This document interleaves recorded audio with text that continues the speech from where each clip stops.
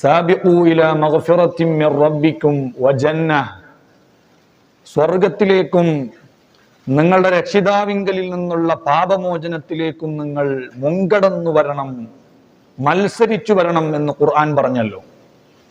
ആ മഗ്ഫിറത്തിന്റെ ഉദ്ദേശം എന്ത് എന്ന് മഹാന്മാരായ മുഫസ്സിരീങ്ങൾ പല വിശദീകരണവും പറഞ്ഞിട്ടുണ്ട്. ഭൂരിഭാഗം ആളുകളും പറഞ്ഞത് അൽ അഅമാലു സ്വാലിഹ അല്ലതി തൂജിബുൽ മഗ്ഫിറ, മനുഷ്യന്റെ പാപങ്ങൾ പൊറുക്കപ്പെടാൻ ആവശ്യമായ എല്ലാ സൽക്കർമ്മങ്ങളും അതിലെല്ലാം നിങ്ങൾ മുൻപന്തിയിൽ വേണം എന്നാണ് ആ ആയത്തിന്റെ അർത്ഥം.